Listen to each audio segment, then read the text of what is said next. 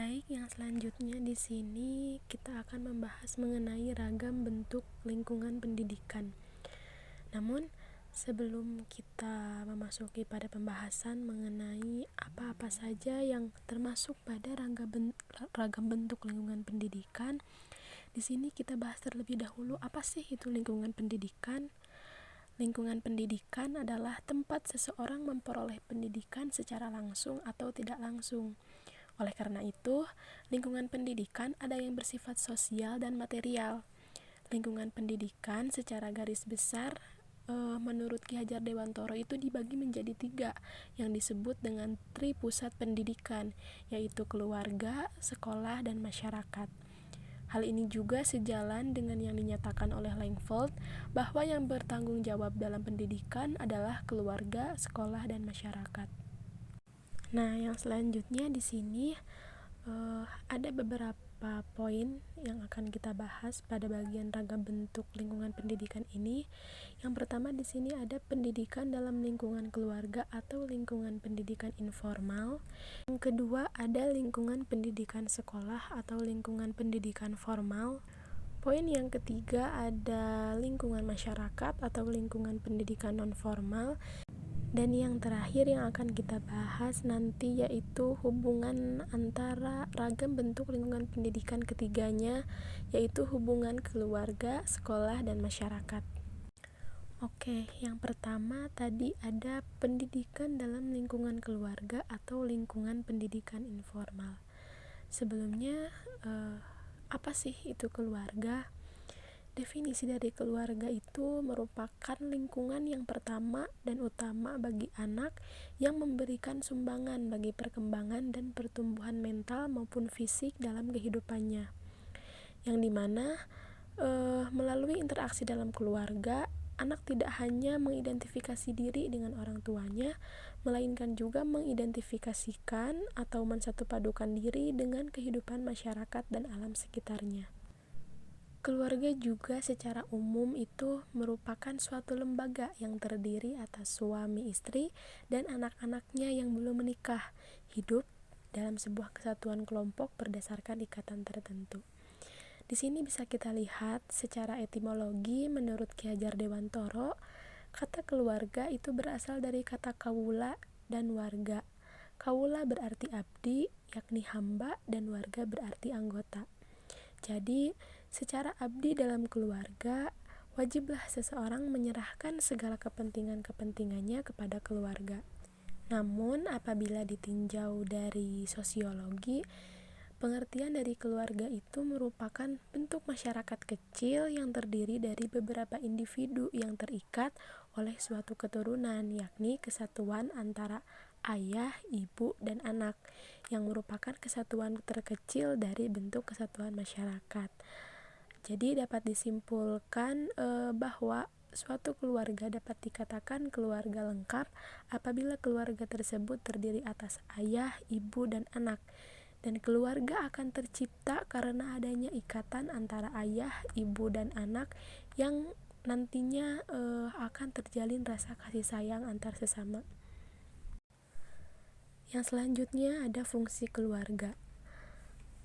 Keluarga itu berfungsi untuk membekali setiap anggota keluarganya agar dapat hidup sesuai dengan tuntutan nilai-nilai agama, pribadi, dan lingkungan. Di sini ada menurut M.I. Sulaiman yang mengemukakan beberapa fungsi keluarga. Yang pertama di sini ada fungsi edukasi, yang dimana keluarga sebagai wahana pendidikan pertama dan utama bagi anak-anaknya agar menjadi manusia yang sehat, tangguh, maju, dan mandiri sesuai dengan tuntunan perkembangan waktu. Yang kedua ada fungsi sosialisasi. Fungsi sosialisasi di sini keluarga itu mempersiapkan anak sebagai anggota masyarakat yang baik dan berguna pada kehidupan di masyarakatnya. Yang ketiga, ada fungsi proteksi. Di sini keluarga berperan sebagai tempat memperoleh rasa aman, nyaman, damai, dan tentram bagi seluruh anggota keluarga. Yang keempat, ada fungsi afeksi, yaitu keluarga sebagai tempat untuk menumbuh kembangkan rasa cinta dan kasih sayang antara sesama anggota keluarga dan masyarakat serta lingkungannya. Yang kelima ada fungsi religius, yang dimana keluarga berkewajiban memperkenalkan dan mengajak anak kepada kehidupan beragama dengan menciptakan iklim keluarga yang religius sehingga dapat dihayati oleh keluarganya. Yang keenam ada fungsi ekonomi, yang dimana fungsi ekonomi ini meliputi pencarian nafkah, perencanaan, serta pemanfaatan dan pembelajarannya. Yang ketujuh ada fungsi rekreasi, yaitu keluarga harus menjadi lingkungan yang nyaman, menyenangkan, cerah, ceria, hangat, dan penuh semangat. Dan yang terakhir ada fungsi biologis, yaitu keluarga sebagai wahana menyalurkan reproduksi sehat bagi semua anggota keluarganya. Yang selanjutnya di sini ada peranan anggota keluarga dalam pendidikan anak. Tadi sudah disebutkan sebelumnya bahwa dalam satu keluarga itu terdiri atas ayah, ibu, dan anak. Dan di sini apa aja sih peranan ibu serta ayah dalam pendidikan anak?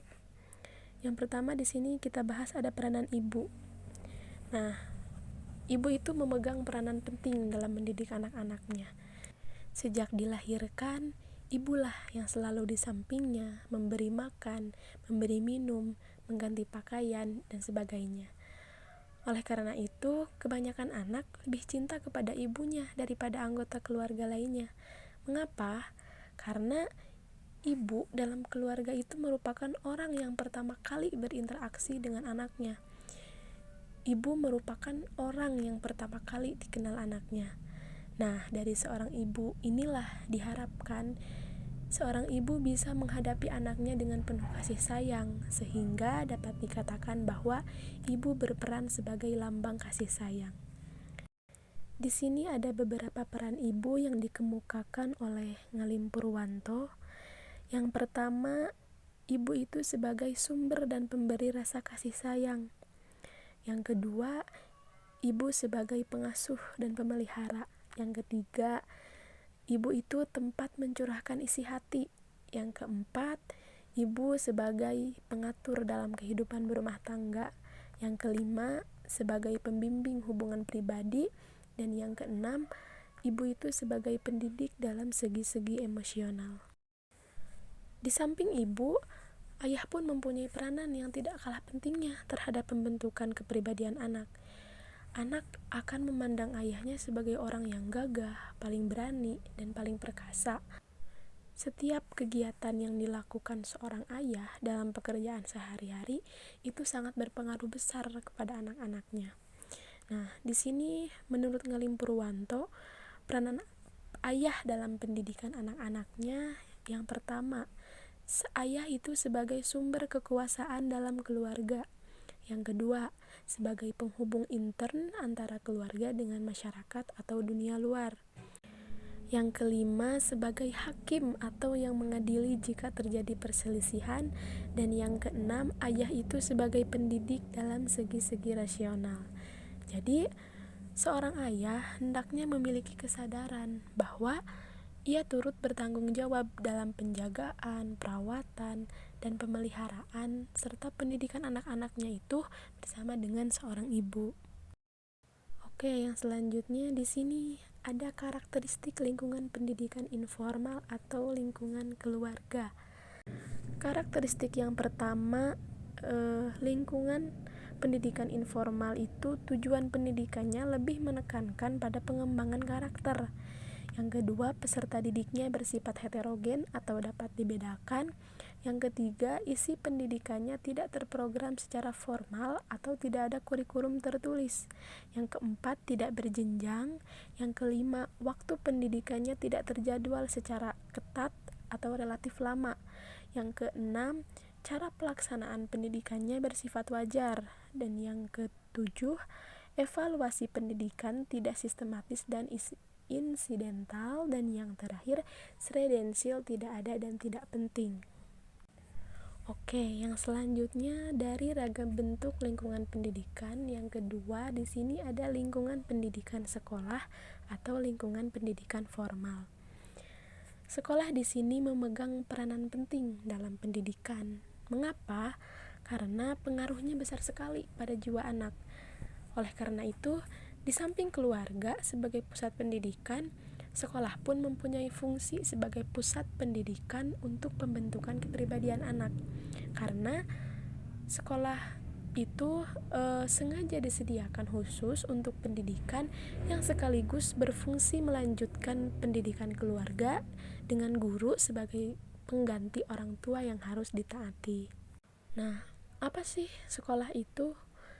Sekolah yaitu pendidikan sekunder yang mendidik anak mulai dari usia masuk sekolah sampai keluar sekolah dengan pendidiknya atau guru yang mempunyai kompetensi yang profesional, personal, sosial, dan pedagogis, yang dimana hal-hal ini mengacu pada sistem sekolah sebagai pendidikan formal yang dirancang sedemikian rupa agar lebih efektif dan lebih efisien, yaitu bersifat klasikal dan berjenjang. Nah, di sini bisa kita lihat ada menurut Soleh Sugianto yang mengemukakan beberapa fungsi-fungsi sekolah. Yang pertama, sekolah berfungsi sebagai lembaga sosialisasi, membantu anak-anak mempelajari cara-cara hidup di tempat mereka dilahirkan. Yang kedua, untuk menstramisi dan mentransformasi kebudayaan. Dan yang ketiga, menyeleksi murid untuk melanjutkan pendidikan yang lebih tinggi. Jika dalam lingkungan keluarga, ayah dan ibulah yang merupakan pendidik, tetapi di sekolah ada guru yang menjadi seorang pendidik bagi murid-muridnya. Guru sangat berperan dalam membantu perkembangan anak didik untuk mewujudkan tujuan hidupnya secara optimal. Guru juga sebagai pengganti orang tua di sekolah harus memberikan kemudahan dalam pembelajaran bagi semua anak didiknya, yang dimana anak didiknya itu mampu mengembangkan segala kemampuan dan potensi yang dimilikinya. Nah, apa sih tugas utama guru? Tugas utama guru menurut Undang-Undang Guru dan Dosen adalah mendidik, mengajar, membimbing, mengarahkan, melatih, menilai, dan mengevaluasi anak didik. Kalau dijadikan kata benda, guru itu adalah sebagai pendidik, pengajar, pembimbing, pengarah, pelatih, dan penilai. Nah, yang selanjutnya ada karakteristik sekolah, yang dimana lingkungan pendidikan sekolah itu tergolong jalur pendidikan formal. Yang pertama, secara faktual tujuan pendidikannya lebih menekankan pada pengembangan intelektual. Yang kedua, peserta didiknya bersifat heterogen atau dapat dibedakan. Yang ketiga, isi pendidikannya terprogram secara formal atau kurikulumnya tertulis. Yang keempat, terstruktur, berjenjang, dan berkesinambungan. Yang kelima, waktu pendidikannya terjadwal secara ketat atau relatif lama. Yang keenam, cara pelaksanaan pendidikan bersifat formal dan artifisial. Dan yang ketujuh, evaluasi pendidikan dilaksanakan secara sistematis. Yang terakhir, kredensial ada dan penting. Nah, yang selanjutnya ada lingkungan masyarakat atau lingkungan pendidikan non-formal. Seperti yang dijelaskan sebelumnya tadi, bahwa pendidikan berlangsung dalam 3 lingkungan tadi kan, yaitu lingkungan keluarga, sekolah, dan masyarakat. Yang dimana masyarakat ini mencakup sekelompok orang yang berinteraksi antar sesamanya, yang saling ketergantungan dan terikat oleh nilai norma yang dipatuhi bersama. Menurut Tirta Haja dan Lasulo, masyarakat sebagai kesatuan hidup memiliki ciri-ciri yang diantaranya, yang pertama, ada interaksi warga-warganya. Yang kedua, pola tingkah laku warganya diatur oleh adat istiadat, norma-norma hukum, dan aturan-aturan yang berlaku. Yang ketiga, ada rasa identitas yang kuat yang mengikat pada warganya. Kesatuan wilayah, kesatuan adat istiadat, rasa identitas, dan rasa loyalitas terhadap kelompoknya itu merupakan pangkal dari perasaan bangsa sebagai patriotisme, jiwa korps, dan kesetiakawanan, dan lain-lain. Adapun menurut Tirta Haja dan Lasulo, kaitan masyarakat dengan pendidikan dapat ditinjau dari 3 aspek, Yang pertama, masyarakat sebagai penyelenggara pendidikan, baik yang dikembangkan maupun yang tidak dikembangkan. Yang kedua, lembaga-lembaga kemasyarakatan, baik langsung maupun tidak langsung, itu ikut mempunyai peran dan fungsi pendidikan. Dan yang ketiga, dalam masyarakat tersedia berbagai sumber belajar baik yang dirancang maupun yang dimanfaatkan. Nah, di lingkungan masyarakat inilah kita akan memperoleh pengalaman tentang berbagai hal. Misalnya, tentang lingkungan alam, tentang hubungan sosial, politik, kebudayaan, dan sebagainya.